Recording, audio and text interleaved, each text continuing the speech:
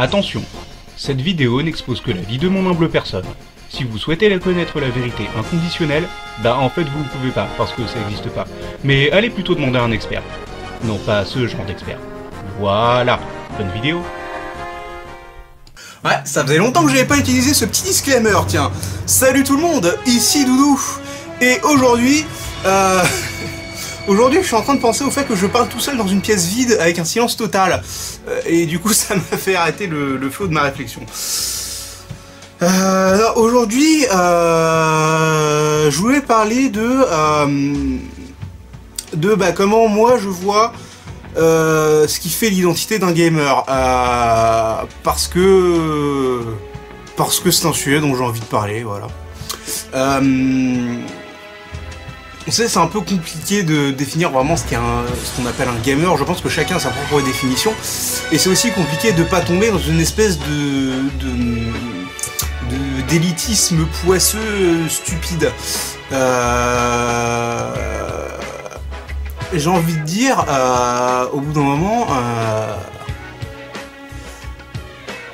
pour moi, ce qui compte, c'est pas tant merde, je suis catastrophique.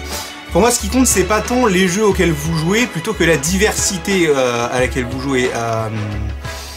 Et c'est justement ce que je vais détailler dans cette vidéo. Alors pourquoi cette question de diversité? Eh bien écoutez, ça va être très simple. Pour moi, être un gamer, c'est avant tout être un passionné de jeux vidéo. Et être un passionné de jeux vidéo, ça implique de rechercher ce qui va nous plaire dans ce média en fait. Et ça implique de ne pas rester sur ses acquis, forcément. Si vous jouez tout le temps à la même chose, vous allez vous lasser. C'est comme si vous regardez tout le temps les mêmes genres de films. Pareil, vous allez vous lasser. Ou alors c'est que vous n'en regardez pas beaucoup. Dans ce cas-là, vous n'êtes pas dans ce cas-là, si vous ne regardez pas beaucoup de films, c'est que vous n'êtes pas non plus un cinéphile. Et bien pour moi, pour les jeux vidéo, c'est pareil. Un gamer, c'est quelqu'un qui aime le jeu vidéo. Et donc, par conséquent, c'est quelqu'un qui va jouer à beaucoup de jeux. Alors, forcément, ce serait bête d'arrêter la réflexion là, parce que ce que j'aimerais voir aussi, c'est pourquoi les gens se crachent dessus entre diverses sous-communautés de gamers, parce que en fait, au final, il n'y a pas une seule communauté de gamers, il y a des communautés de gamers en fonction des préférences de chacun. Parce qu'il y a des gens qui vont préférer les jeux qui sont massivement multijoueurs, il y a des gens qui parmi ceux-là vont préférer seulement les MMORPG, il y en a d'autres qui vont préférer seulement des jeux qui ressemblent plus un peu à des party games.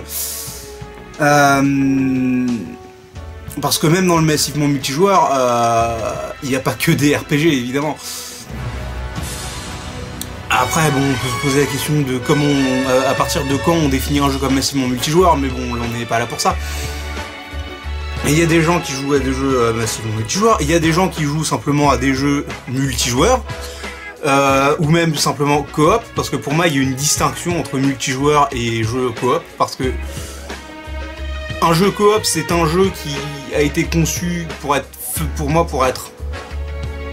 soit faisable en solo, ou avec des potes, soit pour être fait simplement de manière coopérative, et donc ça exclut toute forme de multijoueur compétitif en fait. Et souvent on remarque que les jeux en coop sont des jeux qui se font en effectif réduit.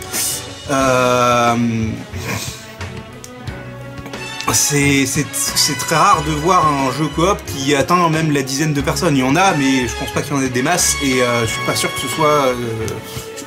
ce soit vraiment non plus ce que la plupart des gens vont s'imaginer quand tu parles d'un jeu coop. Et puis bon, il y a des jeux qui font tout bien, et je pense aussi en fait que chaque gamer a de toute manière son panel de jeux multi auquel il aime jouer, même parmi les gamers qui sont surtout des gamers solo. Parce que je le sais, parce que moi-même je suis un gamer solo, et pourtant parmi les jeux tu vas trouver du War Thunder, tu vas trouver du l'autre jeu Crossout, j'y joue plus mais n'empêche que j'y ai joué un temps. Il y en a bien sûr GTA auquel je ne joue plus qu'en multi parce que bien évidemment l'histoire je connais quoi. À vrai dire, j'avais même rushé le jeu pour pouvoir aller au multi après, mais ça c'est une autre histoire.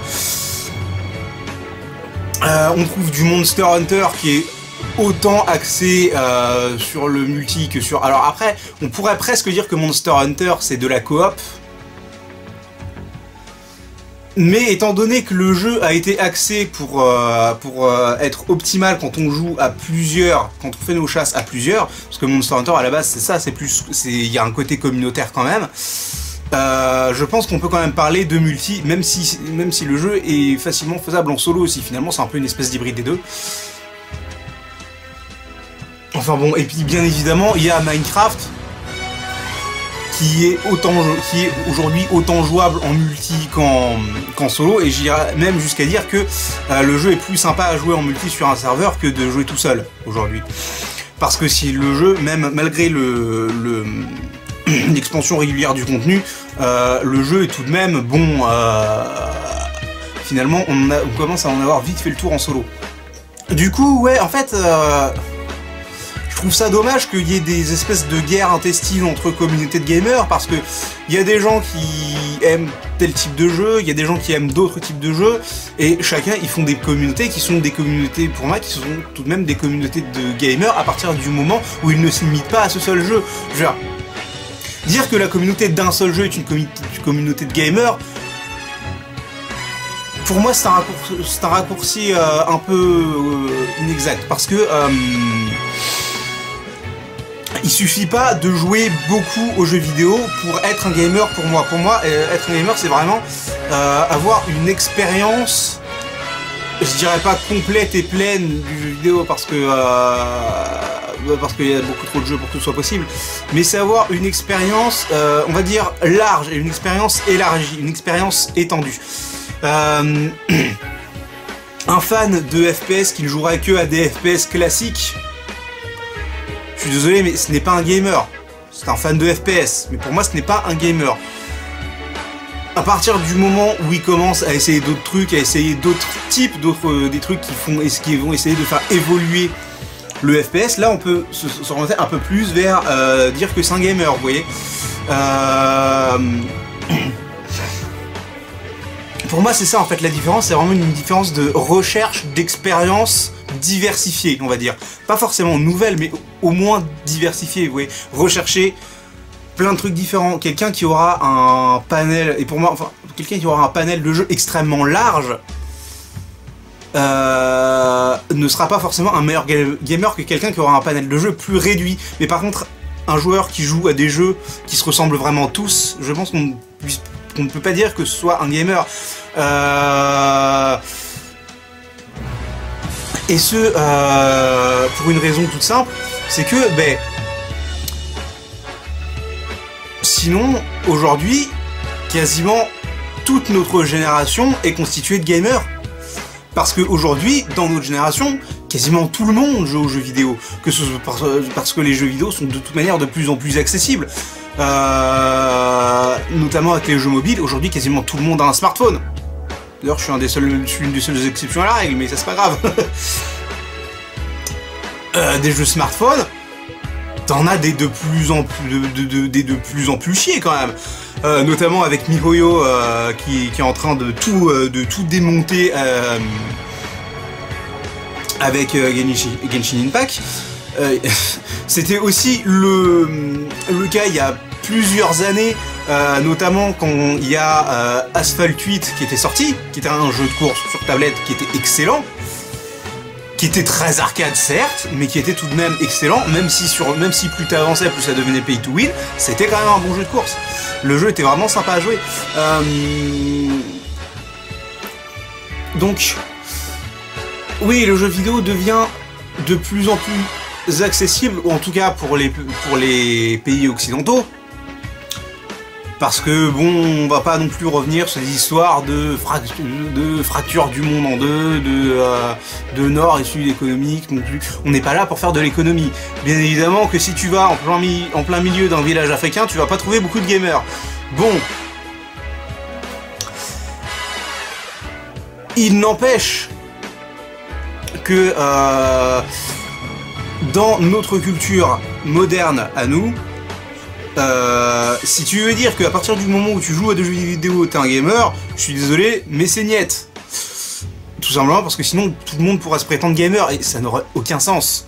Déjà, même parmi des gens qui ne sont pas dans notre génération, vous croyez vraiment que la secrétaire de 40 ans qui joue à Candy Crush dans son bureau parce qu'elle s'emmerde et qu'elle a rien à faire, vous croyez vraiment qu'on peut dire que c'est une gameuse?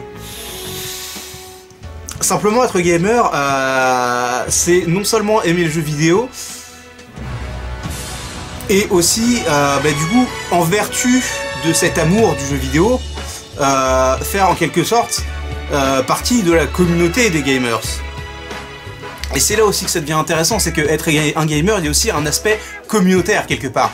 Parce que, au-delà du concept de majorité silencieuse, qui est toujours exact sur Internet, et même en dehors d'Internet, très largement, finalement, la plupart des gens vont vouloir défendre leur jeu préféré, leurs médias, même hors de la communauté Internet, quand ils sont avec leurs copains. Et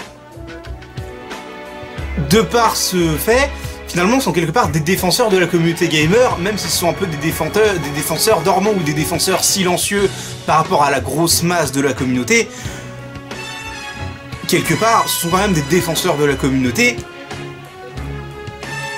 et qui, par leur amour du jeu vidéo, font plus ou moins vivre cette communauté en faisant évoluer l'opinion de gens qui sont extérieurs à cette communauté.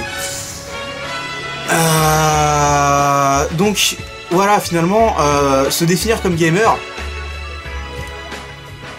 c'est pas forcément toujours une exactitude, mais je pense que c'est quand même une notion qui aujourd'hui est encore mal comprise, et c'est aussi pour ça que je voulais faire cette vidéo. Maintenant, je tiens quand même à préciser que cette vision que j'ai est quand même très personnelle, et elle vient notamment du fait que mentalement parlant, je corresponds au schéma psychologique de l'artiste. Je suis un artiste, et donc j'ai une vision de ce qu'est le gamer, qui est une vision d'artiste. Parce que pour moi, l'amour que moi je porte aux jeux vidéo, c'est un amour artistique, quelque part. Et j'ai beau avoir conscience que les gens n'ont pas forcément la même notion que moi de cet amour du jeu vidéo, c'est quand même là-dessus que je me base pour définir ce que moi je considère comme un gamer. Donc finalement, est-ce que vous pensez que j'ai mis le doigt sur un point intéressant, ou est-ce que vous pensez que je déraille complètement et que je ferai mieux de fermer ma gueule? Écoutez, de toute manière, je vous le rappelle, mes vidéos sont là principalement pour vous pousser à réfléchir et non pour déclamer une vérité absolue. Sur ce, je vous laisse là, c'était Doudou, bye bye.